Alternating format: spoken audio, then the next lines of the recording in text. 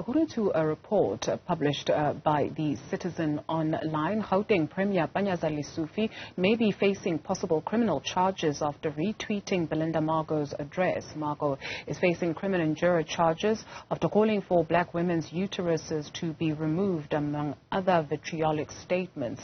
It's alleged that Lesufi retweeted the address from a fake Twitter account. We're now joined by Rupert Candy, attorney at Rupert Candy Attorneys. Thank you very much, Rupert, for availing yourself this afternoon.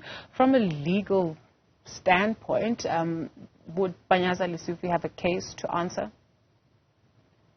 No, I don't think that Mr. Lesufi would have a case to answer. It is important to note that the dissemination of personal information is governed by the Protection of Personal Information Act, most of which came into operation in July 2021. And of course, as many of us know, the Act protects the information of, of a number of individuals, particularly personal, normal, natural persons, and that regards the dissemination of information and how you're supposed to guard against it. But the Act specifically differentiates between business purposes. So, for example, your telemarketers will have the tendency to annoy us quite often on a daily basis, and we wonder where do they get our personal information from. That is distinguished from personal or household activity. Now, in terms of Section 6 of POPIA, it specifically says that personal or household activity is excluded from the ambit of the POPIA Act. So where Mr. Lesufi is using his personal Twitter account, which is what he used, and on a social media platform, I don't think that that would attract any legal liability. And there's a number of other attorneys in this particular field of law who believe that if you are undertaking a personal activity like using a social media platform, you wouldn't attract liability because if the Act was applicable, then you would have to go through all the onerous provisions that the Act imposes on a responsible party. So a data subject like Ms. Magor, or as well as a responsible party like Mr. Lesufi, that would mean that Mr. Lesufi would need to appoint a compliance officer and go through the entire checklist just to post a photo or a meme. So I don't think that there would be any legal liability there because that is excluded. Household activity, personal activity such as your Twitter account or your Facebook account or any social media account for that matter.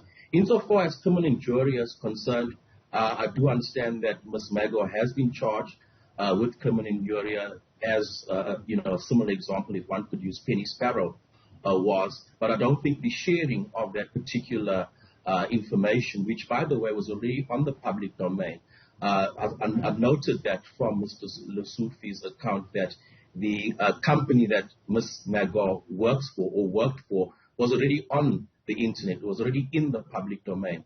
But insofar as criminal injury is concerned, I don't think that Mr. Lesufi, by extension, will also be charged with criminal injury because, like most criminal offences, it's not just the unlawfulness of that particular offence. You need to have intention in order to be found guilty of a crime. And I don't think it can hardly be said. I don't think it can be said that Mr.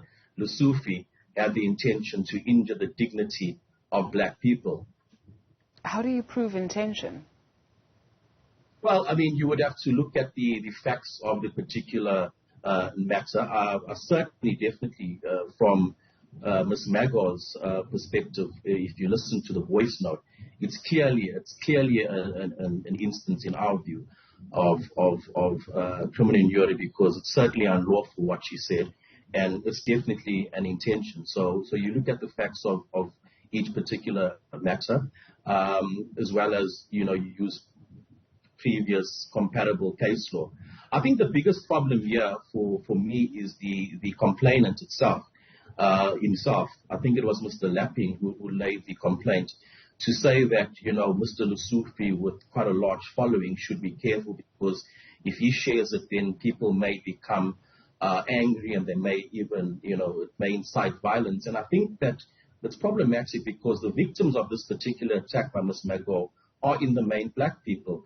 And I think the comments from Mr. Lapping are problematic because it suggests that black people do not have the agency or the responsibility or even the patience to control their emotions. They may just go out onto the street and then commit vast acts of criminality because of this.